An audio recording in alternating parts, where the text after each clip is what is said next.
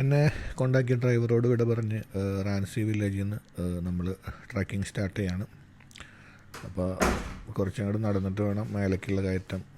ജീപ്പുകാരൊക്കെ നീരുറവ് വരുമല്ലോ, ആ വെള്ളം എടുത്തിട്ട് ജീപ്പൊക്കെ കഴുകുന്നുണ്ട്. ഇതാണ് സംഭവങ്ങൾ. നല്ല വ്യൂ ആണ്. ഇന്നലെ രാത്രി 8 മണിക്ക് പോകുന്നതല്ലേ, കുളിൻ്റെ വേറൊന്നും ഇല്ല, പല്ലേപ്പൊന്നും ആയിട്ടില്ല. അപ്പം നേരെ അങ്ങോട്ട് ട്രക്ക് ചെയ്യുക, പരമാവധി എത്തണോടത്തോളം എത്താം. അഥവാ ഫുള്ള് കയറാൻ പറ്റിയ നോക്കാം, ഇല്ലെങ്കിൽ വഴിയിൽ എവിടെയെങ്കിലും സ്റ്റേ കിട്ടുമോ നോക്കാം. 2-3 വില്ലേജുകളുണ്ട് വഴിയിൽ, അപ്പോൾ അവിടെ സ്റ്റേ ഉണ്ടാവും. എന്നാലും ഒരു സ്റ്റാർട്ടിങ് സ്റ്റേജിലുള്ള പകപ്പ് എപ്പോഴും ഉണ്ടാവും. കുറച്ചും കൂടി പോയാൽ അതിൻ്റെ ആ ഒരു റൂട്ടിലേക്ക് വരുള്ളൂ. ഒരു പേടി എപ്പോഴും ഉണ്ടാവുമല്ലോ നമ്മളൊരു പുതിയ സ്ഥലത്തേക്ക് പോകുമ്പോൾ. അത് ആ ഒരു പേടിത്തിൽ വേണോ വേണ്ടയോ എന്നുള്ളത് നോക്കി നിൽക്കുകയാണ്. പക്ഷേ ഈ പ്രകൃതി നമ്മളെ മാടി മാടി വിളിക്കുക, പകുതിച്ച് സ്റ്റോപ്പ് ചെയ്യാൻ പറ്റില്ലല്ലോ.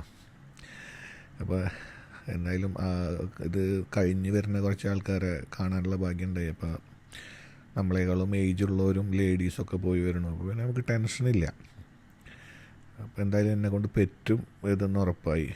പിന്നെ നടക്കട്ടെ.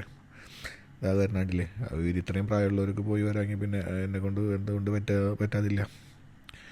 ഞാൻ പതുക്കനെ നടക്കുകയാണ് കേട്ടോ.